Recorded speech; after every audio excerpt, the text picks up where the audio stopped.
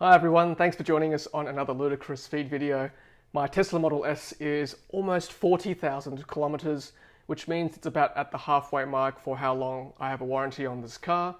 I thought I'd better tell you about the issues I've had with the car so far. It's been pretty good overall, but there have been a couple of things that I should probably share with you if you are thinking of buying a Tesla Model S. All good, nothing terrible, but still issues you should know about as well. So this car is now almost 2 years of age. I acquired it at 6 months of age because I bought it second hand. So these were the three issues that I've had so far with my Tesla Model S. Number one, the suspension.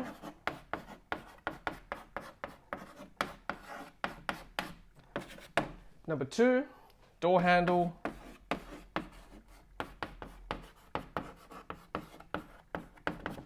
And number three, the tires. Interestingly, these issues all happened around the same time last year, August to September 2017, when the car was about 1 year of age, when I had had it for 6 months at the time. So let's go through each one.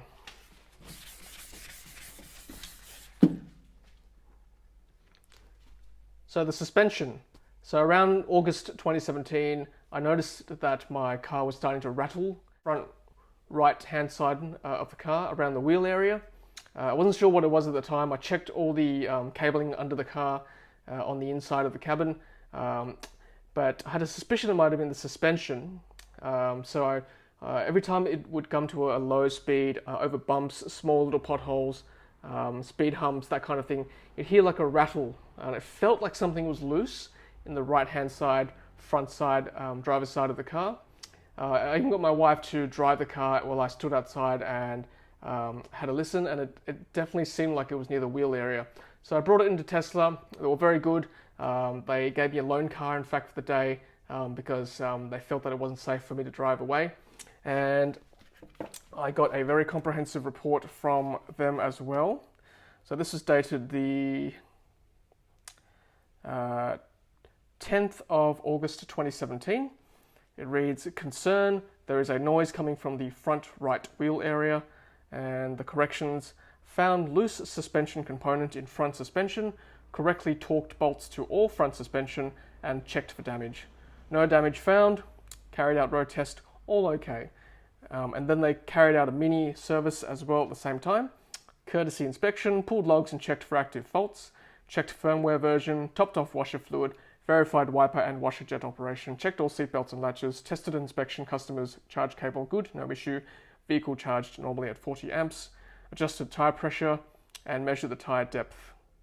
So that was all goodwill, all part of the service, which is fantastic. So that was the suspension. I haven't had an issue since. Number two was the door handle.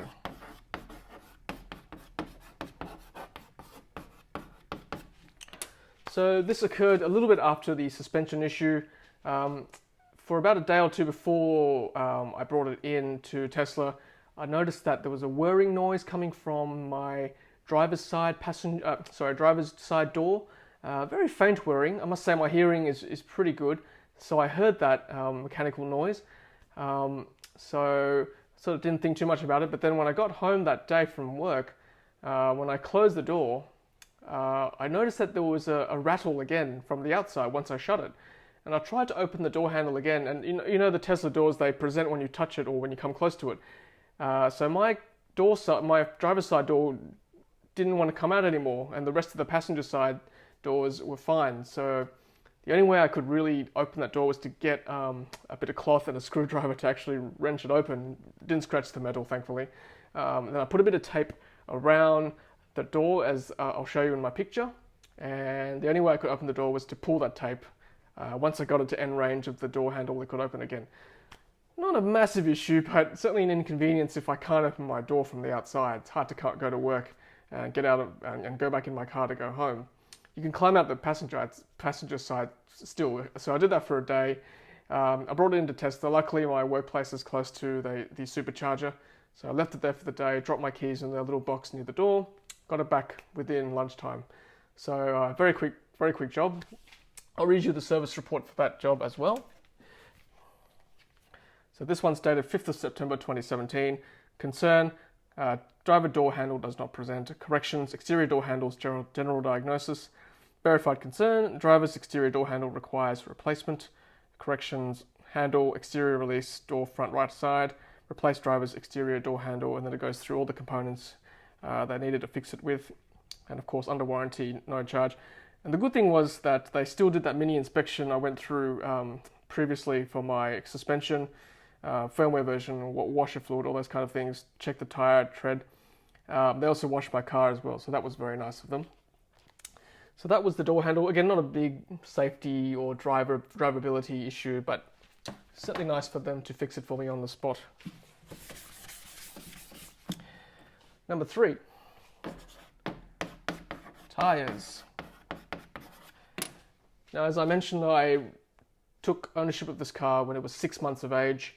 Then I had to replace 2 of the tires in August, September again. So that was about 11 to 12 months of ownership that I had at the time, and the car was 14 months, 15 months around that period. So I mean, I don't drive like a maniac, so with my previous cars, I hadn't needed to change tires that frequently. So at 12 months of age, I thought, that's interesting. Why do I need to change my tires so much? I've read on different forums that sometimes the fast acceleration does wear the tires out a little bit more. I figured that's probably it. Initially maybe when the previous owner was so excited by the car, he must have worn the acceleration out, and then when I got the car, I must have done the same. So I got my tires changed. Typically the front left-hand side is always worn fastest in a right-hand drive vehicle, just because we turn left tighter and turn left on roundabouts tighter than the other side of the world. And in the northern hemisphere, where the right-hand side, they turn right sharper than we do, just because we drive on different sides of the road. So the left-hand tire was worn the most, and then the right-hand front side was also quite worn. So I changed those 2, and I've had them for 8 months now. No problems. The tread seems to have lasted. So that was changing the tires, and then there was a problem also with my left back disc brake, which I went through in a previous video. I quickly accelerated and braked very quickly to release any debris, and that screeching noise is no longer present. So again, minor issues. The tyre is not specific to Tesla by any means, but certainly that was part of the tyre issue that I had with this car. I should also mention that I've had a few minor niggling issues with the software.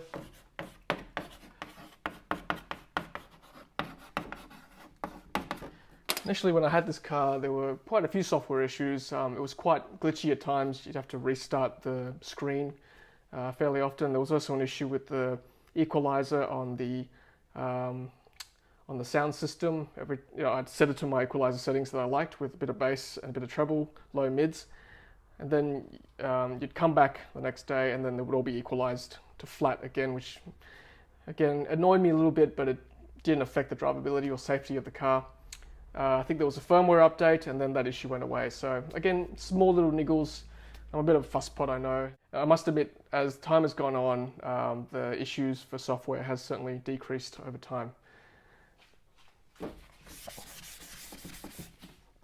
And that's basically it. I must disclose I've not actually brought my car in for a service yet, over 40,000 kilometers. And the previous owner didn't either. So I am actually due for a service. I've booked it in for next week for a 40,000 kilometer check or 2-year check.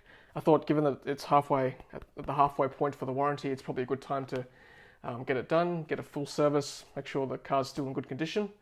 And of course, I will make a video once I've got that report, just to give you an update of what the car is like at 40,000 kilometers at the halfway mark for the car warranty, and also for the quarter time, because it's an 8-year warranty for the battery. So it'd be good to see what the battery looks like at the 25% mark as well. Alright guys, well there you are. They're the 3 or 4 issues that I've had with my car so far at the halfway mark of its warranty. Nothing too major, as you can see. It's been a very good car all round. Certainly much fewer issues than I've had with my other internal combustion engine cars that I've driven over the years. But thanks again for watching. Thank you very much for all my subscribers. Thank you I'm glad you've enjoyed our videos, and I'll keep making them if you keep watching them, of course.